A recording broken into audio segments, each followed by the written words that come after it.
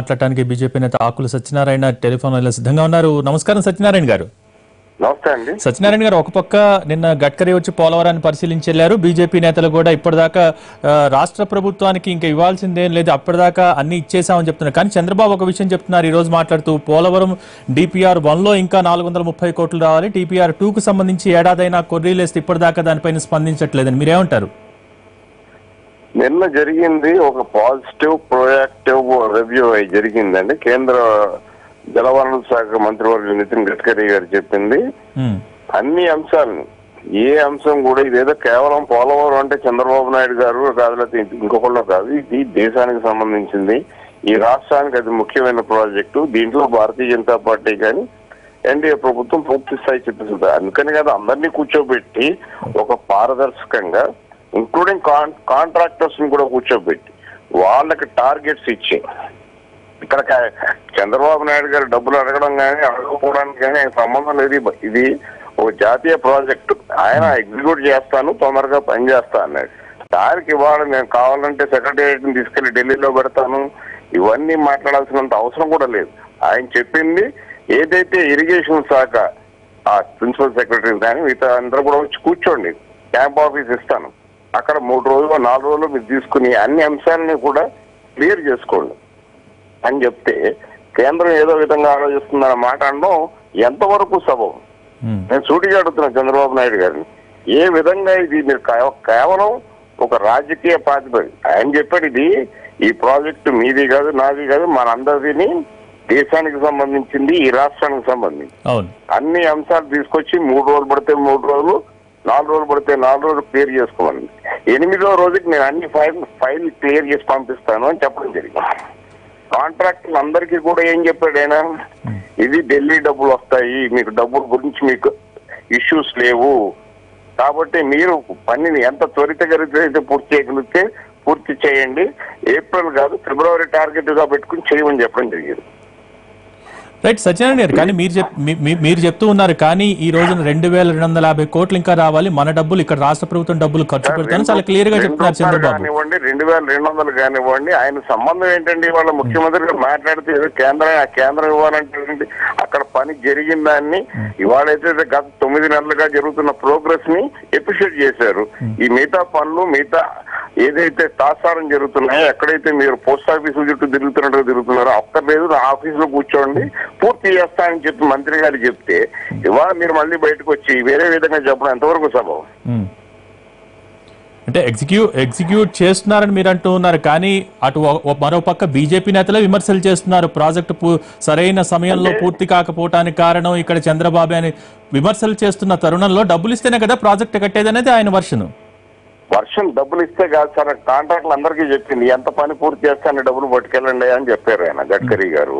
మీరేంటి ప్రజల్లో ఏదో విధంగా మీరు తప్పితే ఇంకెవరు చేయలేదు అన్న భావం తేవడానికో, లేకపోతే మీ వల్లే ముందుకెళ్తుందని చెప్పడానికో, లేకపోతే కేంద్రం మీద ఏదో నెట్టాలన్న ఒక రాజకీయ దురుద్దేశంతో చేసే మాటలే కానీ, నిన్న జరిగిన పారదర్శకమైన మీటింగ్, అధికారులు ఉన్నారు, అందరూ ఉన్నారు, ఏ విధంగా ప్రజల్లో మనం ఏం మాట్లాడినా, ఏ ఎక్స్ప్లెనేషన్ ఇచ్చినా, ఏ డిజైన్ గురించి అయినా సరే ఓ పారదర్శకంగా టెక్నికల్ గా ఎవరు కూడా వేలెత్తి చూపించలేని విధంగా చేయమని చెప్తే తప్ప అది. అంటే సత్యనారాయణ గారు, డబ్బులతో ఆయనకేంటి సంబంధం అని మీరు అంటున్నారు, మరోపక్క కాంట్రాక్టర్లు కానివ్వండి, పనిచేసిన వాళ్ళకి ఖచ్చితంగా డబ్బులు అయితే ఇవ్వాలి, కేంద్రం పైన ఆ బాధ్యత అయితే ఉంది. రైట్, ఇప్పటిదాకా పనులు పూర్తయిన దానికి డబ్బులు ఇవ్వాలా లేదా, అది చాలా మీమాంసగా ఉంది. ఇక్కడ ఏ మీమాంస లేదు సార్, అక్కడ పూర్తి అయితే ఖచ్చితంగా డబ్బులు వస్తా ఉన్నాయి పైనుంచి. పూర్తి కాకుండా కేవలం రాజకీయ నినాదాలు చేస్తే డబ్బులు కాదు కదా అవి. అక్కడ అందరు కాంట్రాక్టర్లు, అక్కడ పని చేసే కాంట్రాక్టర్లు అందరూ హ్యాపీగానే ఉన్నారు. పనిచేయని కాంట్రాక్టర్ ఎవరన్నా మాట్లాడితే నాకు తెలియదు, కానీ వాళ్ళందరితో కూడా మాట్లాడడం జరిగింది. నేను ప్రత్యక్ష సాక్షి నేను. ఓకే, చెప్పండి సత్యనారాయణ గారు. ఏదైతే ఇవాళ మీరు ఏదో అది ఇవ్వాలి ఇది ఇవ్వాలని కాదు, ఈ ప్రాజెక్ట్ బాధ్యత మాది, మన అందరిది. మీ వాళ్ళ మోడీ గారు కూడా ఎవరైనా సరే ఎంత త్వరితగతిన పూర్తయితే వాళ్ళకి కేంద్ర మంత్రివర్యులు కాంట్రాక్టర్లు కూడా కూర్చోపెట్టి చెప్పడం జరిగింది. ఢిల్లీలో డబ్బులు లోటు లేదు, ఆ గొడవ కాదు, సాంకేతికపరమైన అంశాలు కానీ ఏ విధమైన అనుమానాలకు తావి లేకుండా civil works non civil works divide చేసి మీరు ఒక బార్ చార్ట్ ఇవ్వండి, మాకు బార్ చార్ట్ ఇవ్వండి, ఏ విధంగా పూర్తి చేస్తారో కూడా చేయమని చెప్పి అధికారులు కూడా ఆదేశించడం జరిగింది. కానీ సత్యనారాయణ గారు వాస్తవంలో డిపిఆర్ 2 ఇచ్చి దాదాపు ఏడాదైనా ఇప్పటికీ కొర్రీలు వేస్తూ ఉన్నారు, నిధులు రావాల్సిన అవసరం ఉంది అంటూ ఉన్నారు. ఇది వాస్తవమా కాదా?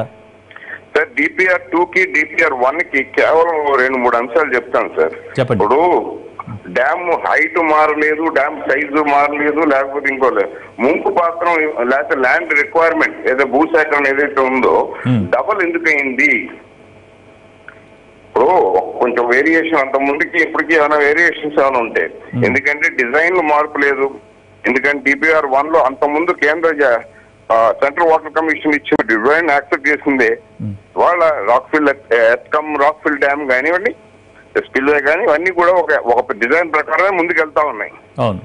ఎక్కడి నుంచి ఈ భూసేకరణ అప్పుడు 100 ఎకరాలు ఉంటే వాళ్ళు 200 ఎకరాలు ఎలాగైపోయింది? కేవలం 2013 ల్యాండ్ ఎక్విజిషన్ యాక్ట్ గురించి చెప్తున్నారు. ఎస్, 2013 ల్యాండ్ ఎక్విజిషన్ యాక్ట్ గురించి వచ్చిన ఏదైతే ఇంక్రీజ్ పెరిగిందో అవంతా కూడా కేంద్రం భరిస్తుంది, దాంట్లో అనుమానం కూడా లేదని చెప్పడం జరిగింది. అంటే ఇక్కడ భూసేకరణ అంచనా వ్యయం ల్యాండ్ కాస్ట్ పెరిగిందంటే కారణం అది దాన్ని కూడా క్లారిఫై చేస్తున్నారు. 2013లో కేంద్రం తీసుకొచ్చిన చట్టం వల్లే ఈ రోజు అక్కడ కాస్ట్ పెరిగింది, అంచనాలు పెరిగినాయని చెప్తూ ఉన్నారు. రాష్ట్ర ప్రభుత్వానికి ఏం సంబంధం అని ప్రశ్నిస్తున్నారు. అనుమానం లేదు. ఒకటి ఏంటంటే ఆయన అడిగేది క్వాంటిటీ ఆఫ్ ల్యాండ్. ఇప్పుడు అప్పట్లో ఇన్ని ఎకరాలు మునిగిపోతాయని చెప్పాం.